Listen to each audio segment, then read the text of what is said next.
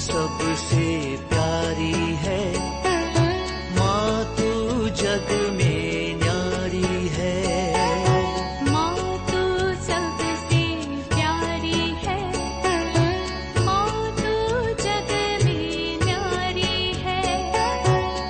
अपने आंचल में रखना, अपने आंचल में रखना, हमें वरदानों से भरना। माँ तू सबसे प्यारी है, माँ तू जग में न्यारी है। माँ तू सबसे प्यारी है, माँ तू जग में न्यारी है। पिता, पुत्र और पवित्र आत्मा के नाम पर आमीन। आप सबों को जय यीशु। कुछ लोग ये कहते हैं, कैथोलिक लोग बच्चों को बपतिस्मा देते हैं, वो गलत है। लेकिन आज बाइबल के आधार पर मैं आपको ये सिखाना चाहूँगा, यदि आप अपने बच्चों को बपतिस्मा नहीं देते हैं तो आप घोर पाप करते हैं। बाइबल के अनुसार हमें बच्चों को बपतिस्मा देना चाहिए। ये बपतिस्मा क्या है, बपतिस्मा क्यों लेते हैं, इसके द्वारा हमें क्या मिलता है, ये बात जिन्हें मालूम नहीं है वे लोग ये तर्क करते हैं कि बड़े होकर के बपतिस्मा देना चाहिए। ईसा मसीह 30 साल के उम्र में बपतिस्मा लिया, इसलिए 30 साल के बाद, बड़े होने के बाद बपतिस्मा लेना चाहिए। उनका ये तर्क कितना गलत है। क्यों बच्चों को बपतिस्मा देना है? और आदिम काल से ही बच्चों को बपतिस्मा देने का प्रमाण है, तब भी ये तर्क करते हैं। जो 2000 साल से बच्चों को बपतिस्मा दे के आ रहे हैं, अभी 50 साल, 100 साल, 200 साल से जो लोग अपना कलीसिया बना करके नियम बनाया, बच्चों को मत दो। तो बाइबल को सुनना है, इन लोगों को सुनना है, क्यों बपतिस्मा देना है।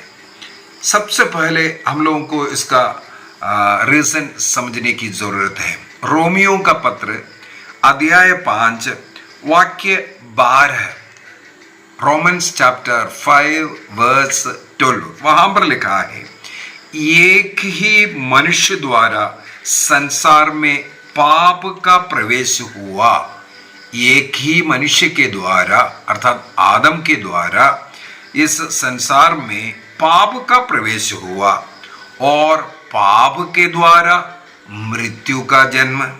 इस प्रकार मृत्यु सब लोगों में फैल गई, क्योंकि सब पापी है। बच्चे पापी नहीं है, बच्चे भी पापी है।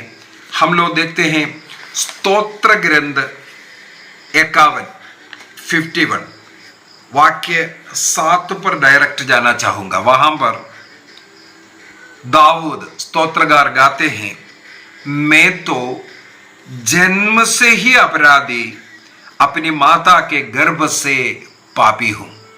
मैं तो जन्म से अपराधी और अपनी माता के गर्भ से पापी हूं। क्यों माता के गर्भ से पापी है? क्योंकि हमारे आदि माता पिता पाप करने के कारण।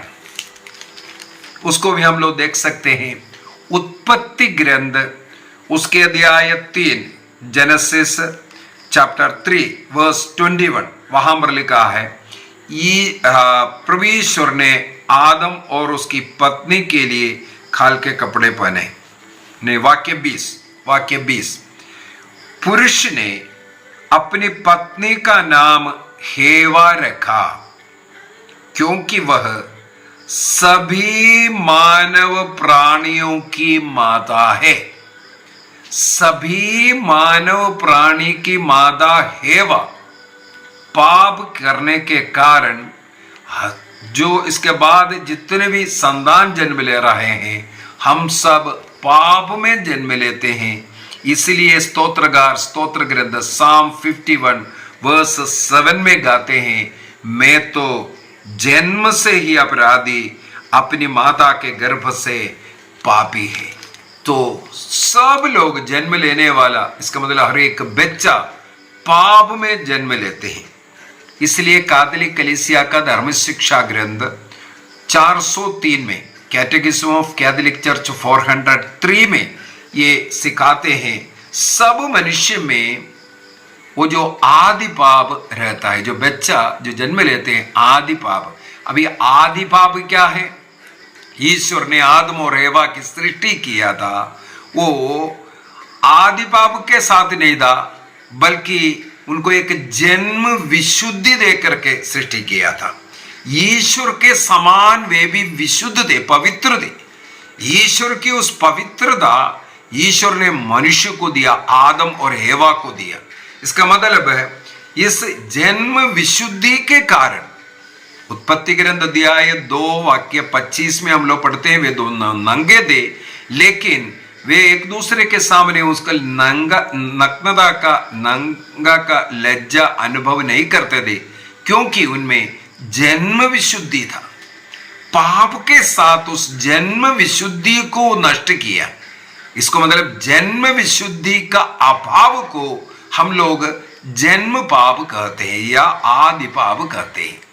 तो हर एक मनुष्य अब इस जन्म विशुद्धि को नष्ट किया हुआ है, उसके अभाव में जन्म लिया, इसलिए पाप में जन्म ले रहा है। इसको आदि पाप कहते हैं। कैथोलिक कलीसिया का धर्म शिक्षा ग्रंथ 403 में ये हमें सिखाते हैं। इसके बाद ईसा मसीह ने कुछ सिखाया। अभी ईसा मसीह में एक व्यक्ति आता है, उनको पाप मुक्ति मिल जाएगा।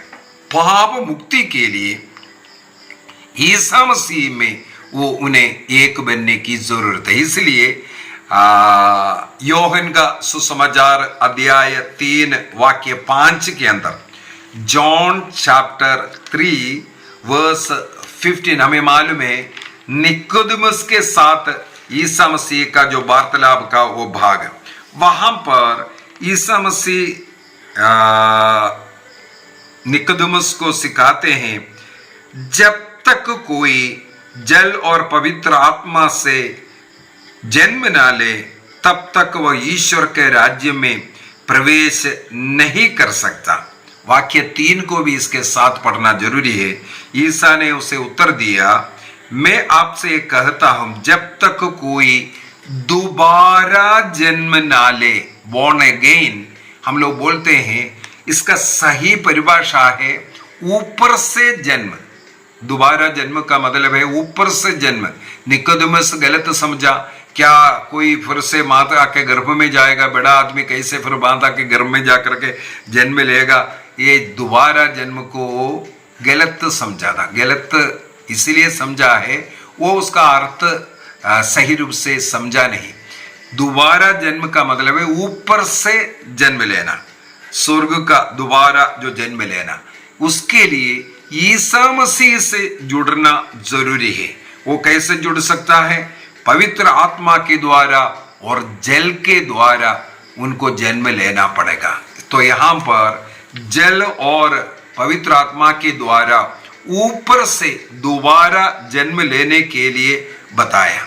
और उसी प्रकार मार्कुस का सुसमाचार अध्याय 16 में भी हम लोग पढ़ते हैं, जो विश्वास करेगा और बपतिस्मा ग्रहण करेगा उन्हें मुक्ति मिलने के विषय में। इसका मतलब है बपतिस्मा मुक्ति के लिए जरूरी है करके ईसा मसीह यहां पर सिखा रहा है। क्यों? इस बपतिस्मा के द्वारा हम प्रभु ईसा मसीह के शरीर से जुड़ते हैं।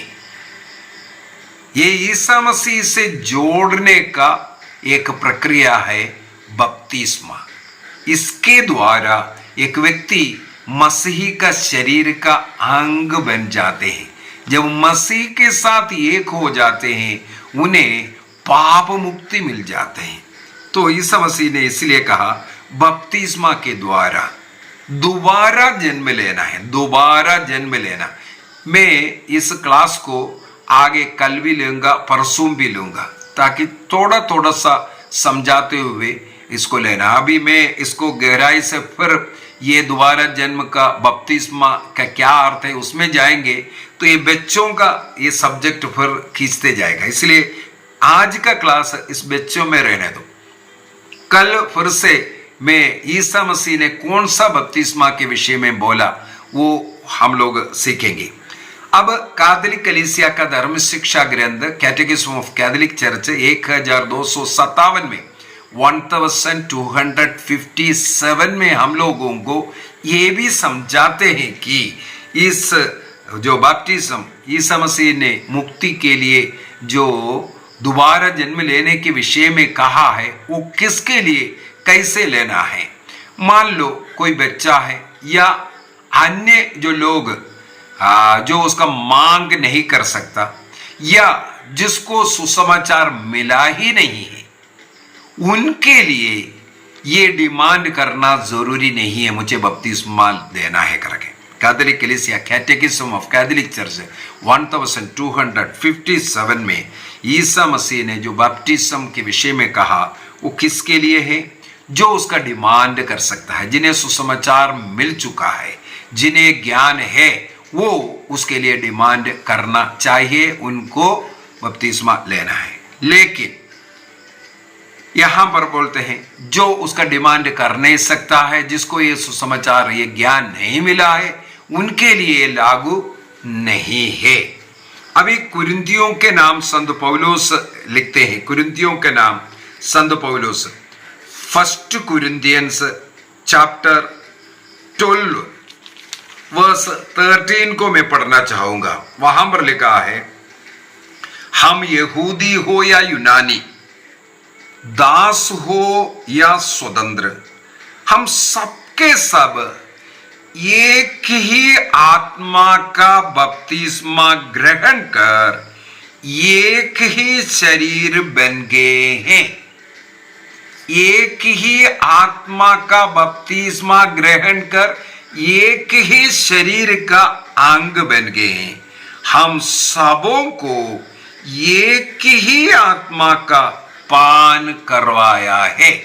यहां पर संत पौलुस हम लोगों को बताते हैं कि ये जो बपतिस्मा हमें ग्रहण करना है वो पवित्र आत्मा में बपतिस्मा है। पवित्र आत्मा में बपतिस्मा है। पवित्र आत्मा में बपतिस्मा ग्रहण कर एक शरीर अर्थात क्रिस्त का शरीर का अंग बनने के लिए इस बपतिस्मा को ग्रहण करना है। एक और वचन मैं बताकर देना चाहूंगा।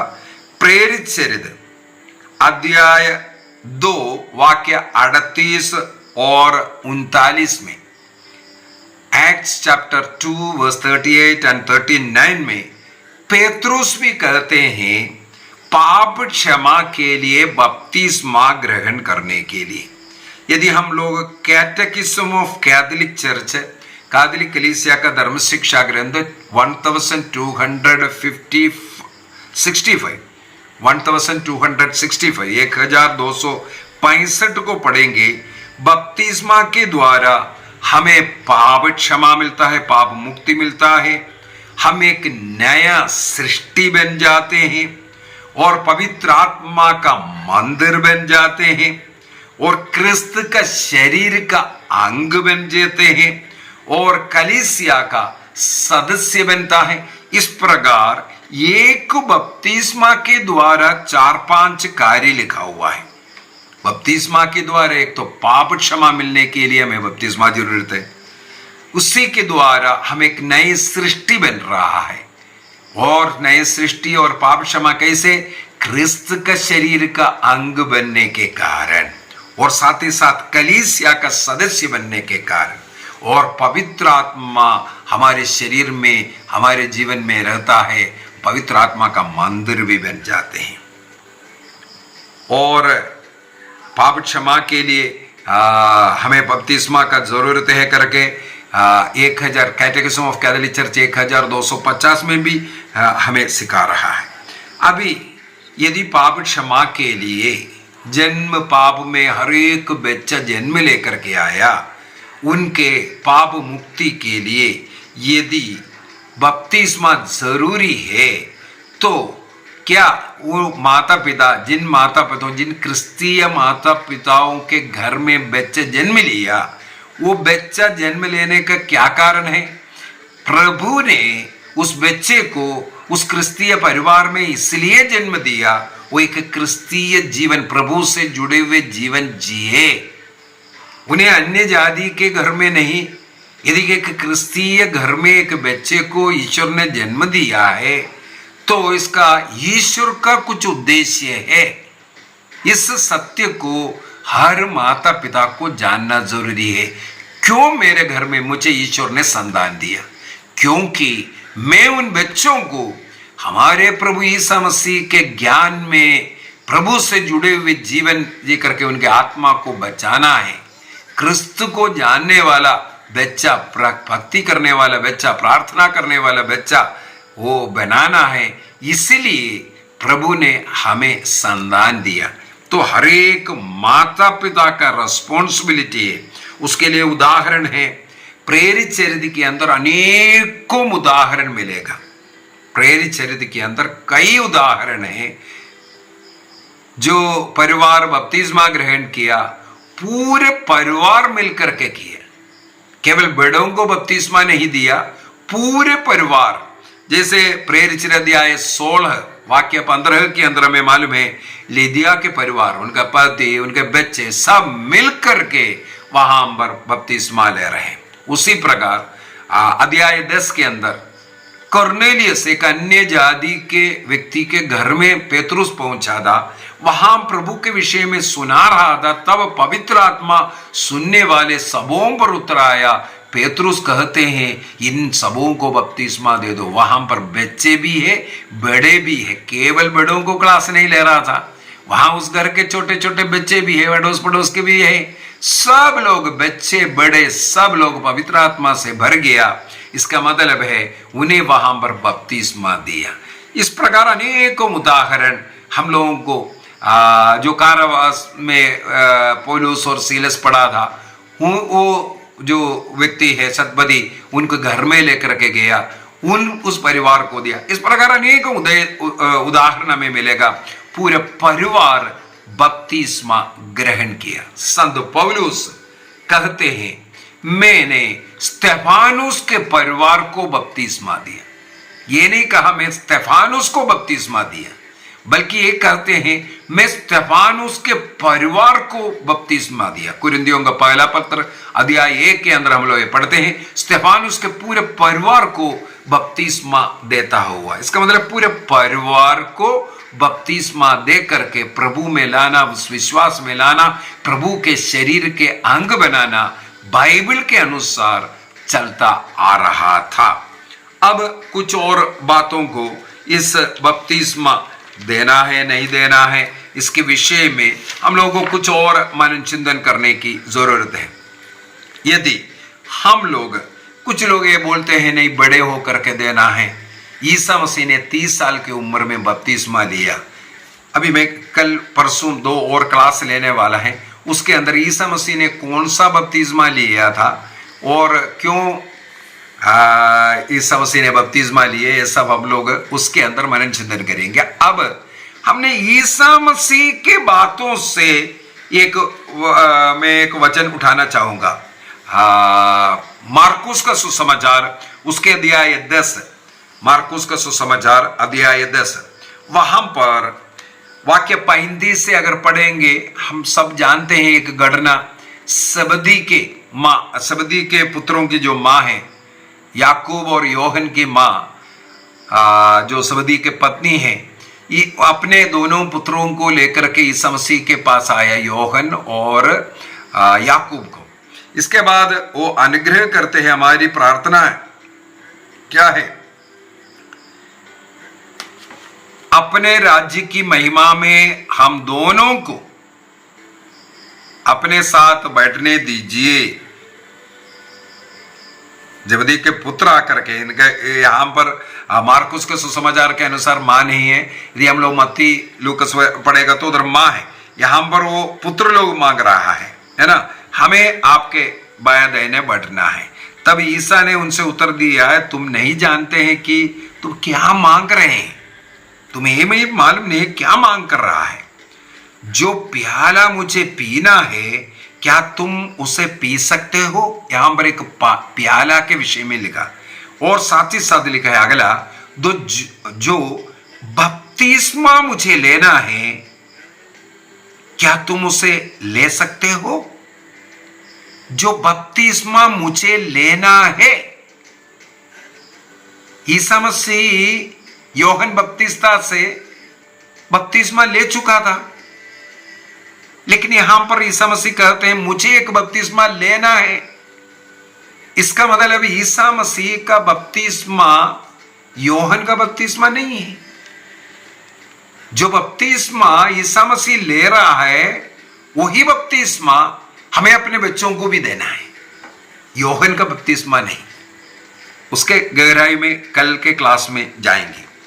तो जो बपतिस्मा कर करके जो पेंतेकोस्टल लोग बोल रहा है, वो बपतिस्मा नहीं है। ईसा मसीह जिस बपतिस्मा का बात कर रहा है, ईसा मसीह का बपतिस्मा क्या है, इसको हमें समझने की जरूरत है। अभी बच्चों को बपतिस्मा देना है कि नहीं? अभी लोग बोलते हैं जो बाया दाहिना नहीं मालूम है, ऐसे बच्चों को उठा करके बपतिस्मा दे रहा है। तो मैं उस बात का खंडन करने के लिए एक दो बातें लेना चाहूंगा। सबसे पहले यिर्मयाह का ग्रंथ अध्याय 1 को ले लेते हैं। नबी यिर्मयाह का ग्रंथ अध्याय 1 है। यिर्मयाह को ईश्वर पुकारते हैं। वाक्य 5 में हम लोग क्या बोलते हैं? माता के गर्भ में तुमको रचने से पहले ही मैं तुमको जान लिया, तुम्हारे जन्म से पहले ही मैंने तुमको पवित्र किया, मैंने तुमको राष्ट्रों का नबी नियुक्त किया। कब? जन्म से पहले। इसके बाद यिर्मयाह क्या कहते हैं? हाँ प्रभु ईश्वर, मुझे बोलना नहीं आता, मैं तो बच्चा हूं, मैं तो बच्चा हूं। तब प्रभु ने क्या उत्तर दिया?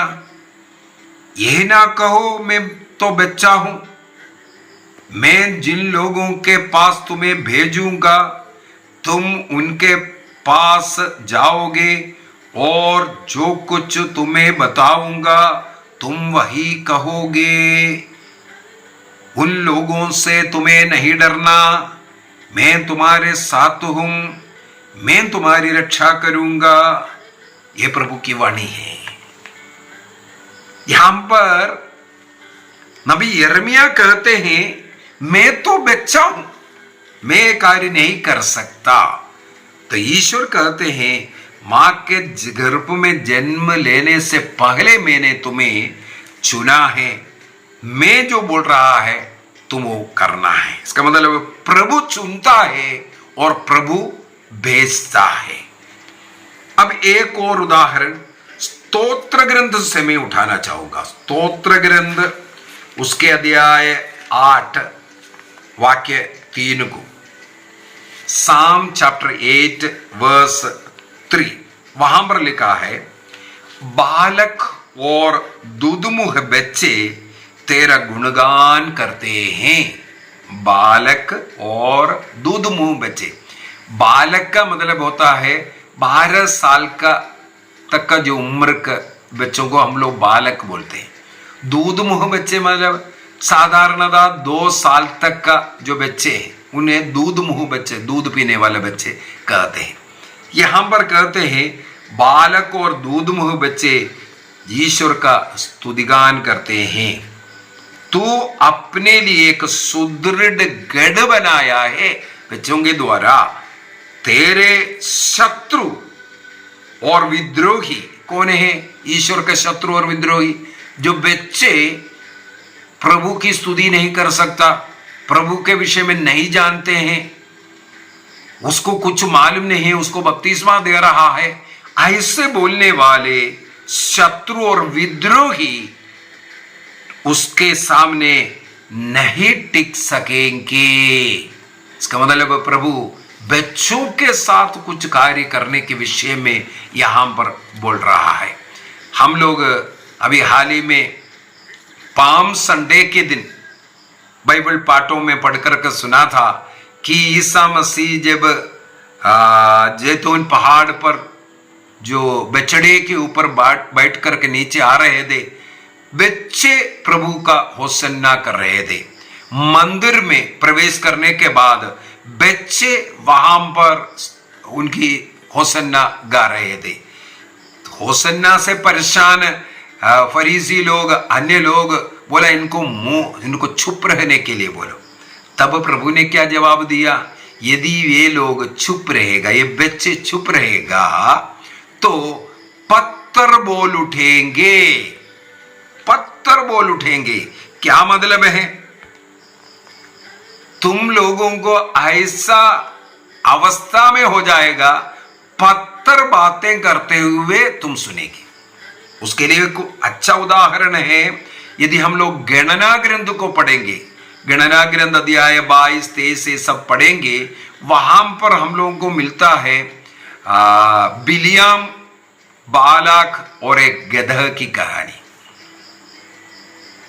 बिलियाम एक नबी था, एक झूठे नबी, वो धन के मोही था। बालाक राजा उसे पैसा देकर के इस्राएलियों के विरुद्ध बोल करके उनको शाप देने के लिए पैसा दे रहा है। वो पैसे के लालच में ईश्वर ने उससे पहले मना किया, लेकिन बार बार वो पैसे के लालच में प्रभु से मांग करते हैं, जाओ बोला। अपने गदह के ऊपर बैठ करके गया। गदह जब बिलियाम से बात किया, गदह बात किया, उसे लज्जित होना पड़ा। यहां पर प्रभु भी यही कहते हैं, जब तक पत्थर नहीं बोलेगा तुम लोग नहीं मानेगा। ऐसे अवस्था जो करने वाले ये बोलते हैं बच्चे हैं, ये स्तुति नहीं करना है। इस प्रकार हम लोग और देख सकते हैं बच्चे के विषय में। जब माता मरियम एलिसबेत के घर में प्रवेश किया, माता मरियम ने अपने कुटुंबिनी एलिसबेत का अभिवादन जब किया, तब वो और उनके गर्भस्थ बच्चा पवित्र आत्मा से भर गया और आनंद के मारे उछलने कूदने लगे। गर्भ में पड़े हुए बच्चे को भी ये अभिवादन का, पवित्र आत्मा का असर पड़ गया। माता मरियम कुटुंबिनी ईसा मसीह के साथ गर्भ में, उनके गर्भ में ईसा मसीह है, उनके साथ वहां पहुंचा, उसका अनुभव उस बच्चे को भी मिल गया। ईसा मसीह और पवित्र आत्मा का अनुभव में वो बच्चा कूद पड़ते हैं। कुछ लोग, कुछ वैरी लोग बोलते हैं बच्चों को पवित्र आत्मा का ये बपतिस्मा नहीं देना चाहिए। अभी हम लोग स्तोत्र ग्रंथ अध्याय 19 वाक्य 1 से अगर पढ़ करके जाएंगे, जिस निर्जीव वस्तु ईश्वर की महिमा करता हुआ हम लोग पाते हैं। आकाश, पृथ्वी, सब चराचर ईश्वर की स्तुति करता हुआ स्तोत्र ग्रंथ के अंदर बार बार हमें सिखाते हैं। तो ईश्वर उस बच्चे का भाषा जान रहा है और वो बच्चा ईश्वर को भी पहचान रहा है, लेकिन कुछ लोग इसको स्वीकार नहीं करते। कुछ लोग इसको बच्चा है बोल करके उनका तिरस्कार करने वाले, जो फरीसियों का स्वभाव, बच्चों को दूर भगाते हैं। प्रभु ने कहा बच्चों को मेरे पास आने दो, लेकिन कुछ लोग बच्चों को दूर रखना चाहते हैं। वो बच्चे ईश्वर को नहीं पहचान सकता। जैसे एक एग्जाम्पल लेकर, एक बच्चा रोते हैं, बच्चा अगर रोते हैं, माँ जाकर के अगर उस बच्चे को उठाते हैं, उन्हें चुंबन देते हैं, उनके बागों में रखते हो, बच्चा चुप रहेगा। यदि अन्य कोई भी लोग, बाप भी जाकर के उठाए, वो बच्चा और ज्यादा जोर से रोता हुआ। मतलब बच्चा का भाषा माँ जानती है। बच्चा रो करके मुझे दूध दे दो, दूध दे कर करके कभी नहीं बोलते, लेकिन बच्चे के इशारा, बच्चे का जरूरत, बच्चों का सब बात माँ पहचानती है, माँ जानती है। इसी प्रकार ईश्वर बच्चों को सुनता है, बच्चों को जरूरतों को जानता है, और ये बच्चे ईश्वर को भी जान रहा है। इसलिए बच्चों को बपतिस्मा ना देना बोल करके उनको दूर करना एक घोर पाप। एक और वचन, योहन का सुसमाचार उसके अध्याय 15 वाक्य 16, जॉन चैप्टर 15 वर्स 16 में प्रभु यीशु मसीह ने क्या कहा? वहां पर लिखा है, तुमने मुझे नहीं चुना बल्कि मैंने तुम्हें चुना है। कौन चुना है? बड़े होकर के हम बपतिस्मा लेंगे, इसका मतलब आप बोल रहा है बड़े होकर के मैं यीशु को जानूंगा, इसके बाद स्वीकार करूंगा। ये कितना गलत है। प्रभु ने क्रिस्तीय परिवार में जिन बच्चों को जन्म इसलिए दिया ताकि वो बचपन से ईश्वर से जुड़े रहे। ईश्वर से जुड़े रहने के लिए ही ईश्वर ने उन्हें चुन करके क्रिस्तीय परिवार में जन्म दिया। इसलिए उन बच्चों का हक है कि उन्हें बचपन से बपतिस्मा देकर प्रभु का शरीर का अंग बनाए, कलीसिया का सदस्य बनाए, पवित्र आत्मा का मंदिर बन जाए और पाप से उन्हें मुक्ति मिले, स्वर्ग राज्य के योग्य बनाए। ये बाइबल सिखा रहा है। प्रभु बच्चों को चुना है, हमने नहीं। प्रभु चुनता है हमें। इसलिए बच्चों को बपतिस्मा देना मना नहीं है, बल्कि नहीं देना ये घोर पाप है। ईश्वर की कृपा अनुग्रह की जरूरत है। इसके लिए हमें बपतिस्मा ग्रहण कर जिस क्रिस्तीय परिवार में बच्चे जन्म लिया है उन बच्चों की आत्मा को बचाना, उन्हें क्रिस्तीय विश्वास में पालन पोषण करना हर एक माता पिता का कर्तव्य है। यदि आप अपने बच्चों को बपतिस्मा नहीं देते हैं, आप ईश निंदा का पाप कर रहा है। उन बच्चों की आत्मा को नष्ट करने का कार्य कर रहा है। उन बच्चों को मुक्ति से आप वंचित कर रहा है। इसीलिए वो घोर पाप है। आइए हम अपनी आंखें बंद करें। आज के क्लास में हम लोगों ने सीखा बच्चों को बपतिस्मा देना कितना जरूरी है। बपतिस्मा के द्वारा पाप मुक्ति मिलता है, ईश्वर का मंदिर बनते हैं, प्रभु के शरीर का अंग बनते हैं, कलीसिया का सदस्य बनते हैं और वो पवित्र आत्मा का मंदिर बन जाता है। क्योंकि बपतिस्मा जो हम ग्रहण करते हैं वो पवित्र आत्मा का बपतिस्मा है। सभी बच्चों को ये बपतिस्मा देने का हम निर्णय करें। प्रभु हम सबों को इसके लिए अनुग्रह आशीष प्रदान करें। सभी बच्चों के लिए मैं इस समय पर प्रार्थना करता हूँ।